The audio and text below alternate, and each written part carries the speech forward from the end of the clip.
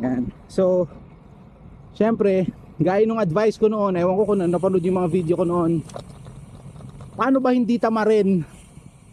Ang dami ko sinabi, di ba? Sabi ko, konti lang yung kukwento ko. Yan si madam. Paano ba hindi tamarin? Pag iniisip mong nakakatamad na, gawin mo, magbihis ka na, maggayak ka na, mag-prepare mo na, mag-gear up ka na, bago mag-sink in na, o nga, bago manalo yung iyong pag-uutak na nakakatamad, sige bukas na lang, hayaan mo na. Bago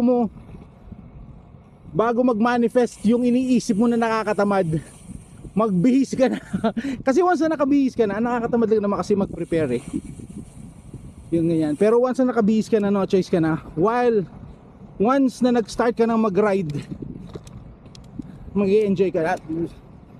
For ano, sa mga mahilig mag-bike ka, alam nila yung sinasabi ko na once na nakasakay ka na ng ride, the joy, yung the feeling of kasiyahan is you cannot explain it. So hindi mo na naisip na nakakatamad, hindi mo na naisip na napapagod ka, nagaling ka ko somewhere, lasing ka or what. Mamaya mo mararamdaman yan after after ulit ng ride mo. Diyan mo mararamdaman yan. Well anyway, yan lang yung kwento ko. So yun, hanggang dito na lang ang ating video for today. Thank you Lord for the safe ride. Salamat din po sa mga nakaabot dito. Shoutout sa mga members natin, subscribers and viewers.